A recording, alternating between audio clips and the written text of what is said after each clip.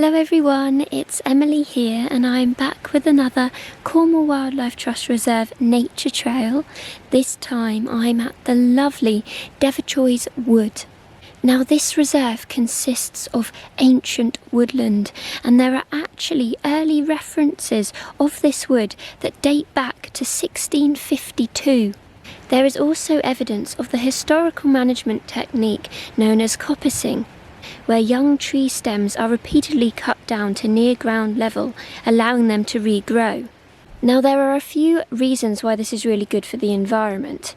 This stimulates the tree to naturally retrench, meaning to shed their branches and extend their lifespan. It also stimulates woodland biodiversity as larger areas of light can reach the woodland floor. This also encourages and provides more habitats for various different birds, and in particular this reserve is great for spotting the great spotted woodpecker.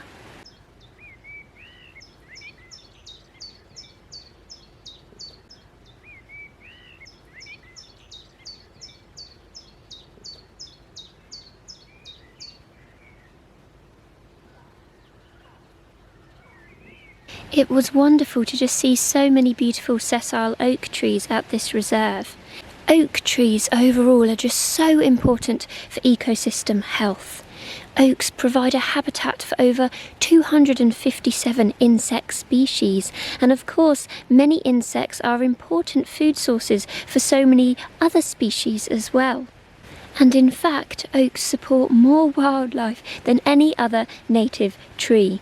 And many other species such as birds and mammals really love to feed on acorns.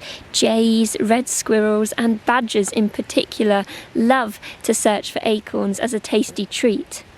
And even the bark of the oak is a perfect habitat for many lichens, liverworts and mosses, and some nesting birds can also be found in deadwood cavities of the oak, or even roosting bats can be found here as well. And in the autumn, the fallen leaves of the oak break down really easily, and this provides a perfect habitat for many fungi species and beetles as well. So as I was walking along, I noticed that there are quite a lot of log piles placed on top of each other at this reserve, which provides a perfect habitat for many inverts.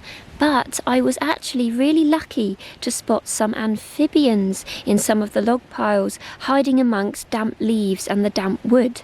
At first I spotted a common toad, and then I was lucky enough to spot a common frog as well. Now a good way to distinguish a toad from a frog is by looking at their skin. Toads have very warty skin, and it is a lot drier than a frog's, as a toad's skin is more waterproof, so they can survive at drier places for longer. Toads also often crawl and rarely hop or jump like a frog, which is another good way to identify them. And if you look closely, you may also notice a dark streak behind the common frog's eye, which is not found on the common toad. And the head of a toad is also a lot rounder compared to the frog's. As I've mentioned in a previous trail, amphibians are just so vitally important for ecosystem health as well.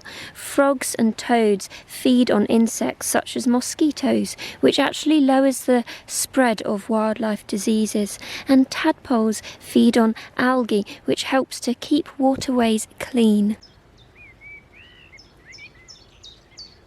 Looking amongst the leaf debris, I then had a very exciting find, which I was actually really shocked to still be seeing at this time of year.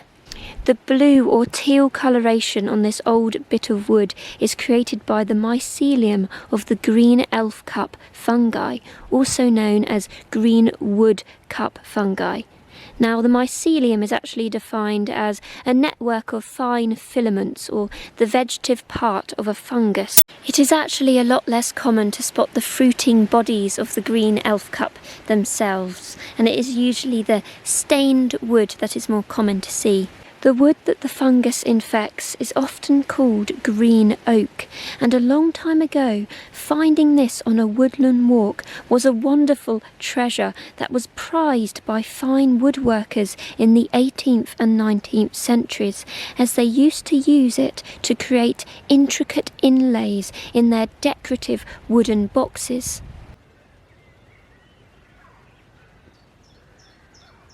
Just as the nature trail was coming to an end for the day, I then spotted the most wonderful beetle walking across the path.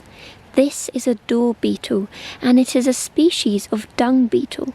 There are actually about 60 species of dung beetle found in the UK. The underside of this species is a beautiful metallic blue or sometimes green.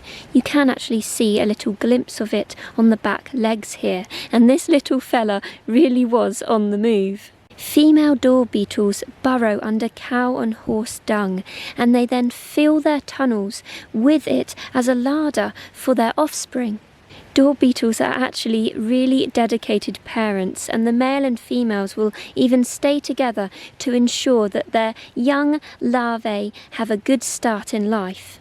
As these beetles store dung underground, they play a really important role for increasing soil health, providing the soil with lots of nutrients and keeping the ground fertile.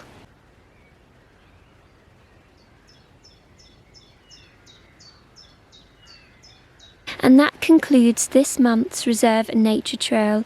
I hope you enjoyed it, and as usual, stay tuned for many more Cornwall Wildlife Trust Reserve nature trails to come, and keep safe on your wild walks. Bye!